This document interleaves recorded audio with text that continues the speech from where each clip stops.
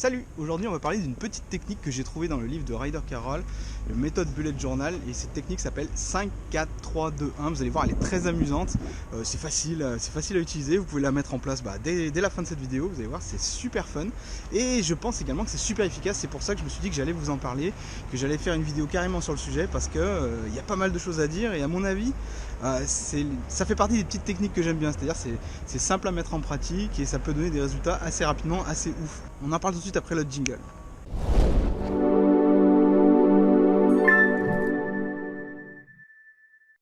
Alors l'idée dans un premier temps, ça va être de choisir un grand objectif, quelque chose que vous aimeriez vraiment faire.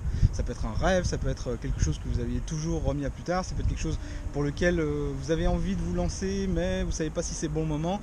Bref, quelque chose qui va vraiment vous faire avancer, quelque chose dont vous serez fier en fait. Et vous allez choisir un objectif dans 5 ans. Donc là, allez-y, rêvez, faites ce que vous voulez, c'est pour dans 5 ans de toute façon, c'est pas demain qu'on vous demande de le faire. Qu'est-ce que vous aimeriez faire dans 5 ans? Quel est le gros objectif que vous aimeriez avoir accompli d'ici 5 ans à partir d'aujourd'hui? Ça peut être par exemple, pour vous donner un petit exemple, moi j'aime bien l'objectif apprendre une langue étrangère, apprendre à parler une langue parfaitement d'ici 5 ans.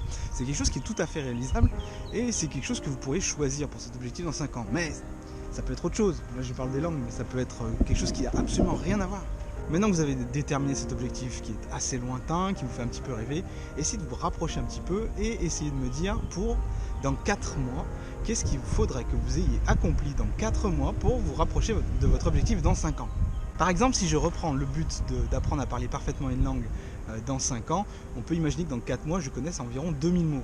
Et là, je peux utiliser une application comme Anki ou comme Memrise ou comme Drops pour apprendre des mots les plus courants qui me serviront à avoir le maximum de conversations possibles, des conversations de la vie courante. C'est un objectif qui est à peu près réalisable en 4 mois.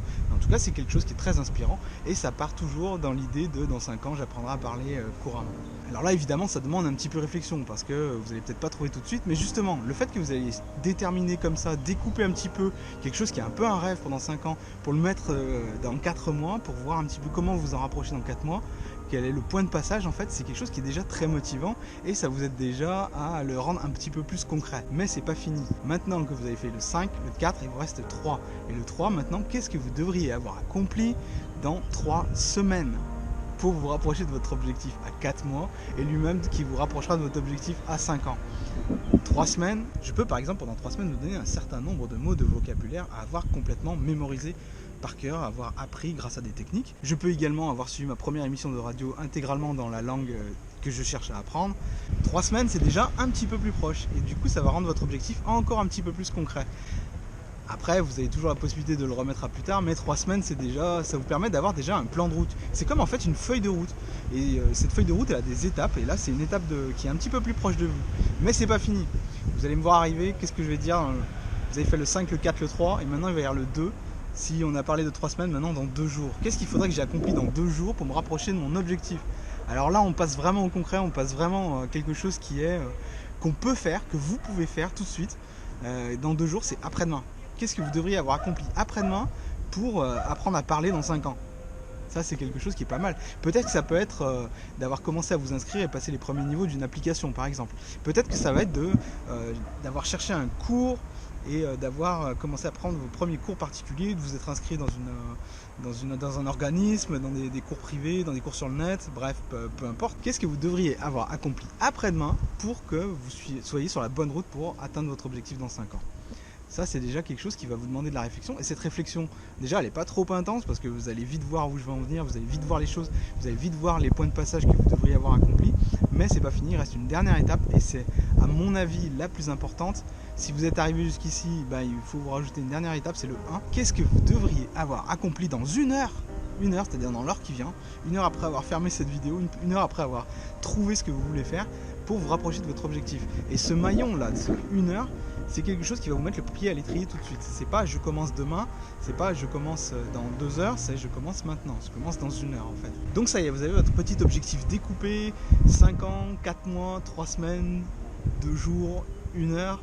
Et maintenant, comment faire pour pas que le laisser s'échapper cet objectif? Parce que c'est bien, mais j'ai trouvé un petit truc qui va être encore mieux pour vous aider à ne pas l'oublier. Parce que ce serait bête quand même d'oublier quelque chose qui peut partir d'un jeu, hein, ça peut partir de choses complètement pas sérieuses. Affichez-le cet objectif, prenez un petit post-it, prenez une fiche Bristol et collez-le quelque part. Mettez juste 5, 4, 3, 2, 1 et qu'est-ce que les points de passage que vous aimeriez avoir accomplis d'ici là.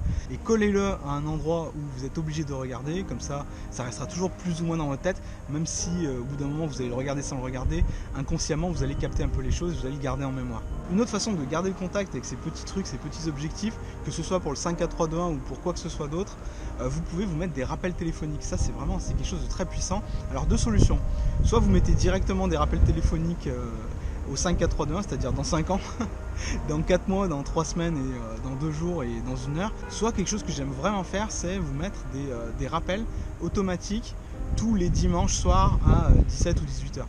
Pourquoi tous les dimanches soirs à 17 ou 18 heures? Parce que généralement votre semaine elle est finie, le week-end il est fini, vous êtes un petit peu plus disponible et donc du coup c'est le moment idéal pour recevoir un rappel. Sur le rappel il n'y a pas besoin de marquer grand chose, vous mettez salut, où est-ce que tu en es de tes objectifs, point d'interrogation.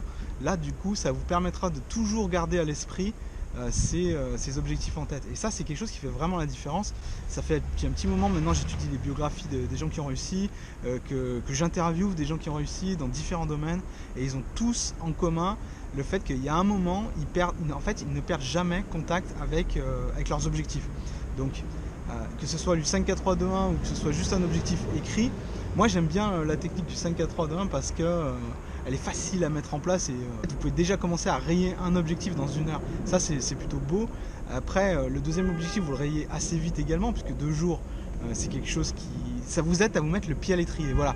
Et c'est en vous mettant le pied à l'étrier que vous allez avoir envie d'avancer encore plus vite. Au bout d'un moment vous aurez tellement avancé que vous ne vous remettrez plus jamais en arrière. Si je vous avais dit dès le début quel est votre objectif pendant 5 ans, vous vous voyez où dans 5 ans comme on entend souvent, là le problème c'est que vous aurez le truc à accomplir va être trop gros, vous n'allez pas savoir par où commencer, vous n'allez pas savoir si c'est une bonne idée, vous allez remettre en question, ça va vous démotiver parce que tout simplement la tâche va paraître trop grosse. Donc là c'est un moyen de la découper de façon très rapide et de façon très efficace. Moi j'aimerais savoir si vous avez des projets 5, 4, 3, 2, 1. Allez-y, lâchez-vous, c'est pas grave si vous lâchez, c'est pas grave si vous remettez ça en question à un moment, mais voilà, si vous deviez faire le 5, 4, 3, 2, 1, qu'est-ce que vous choisiriez?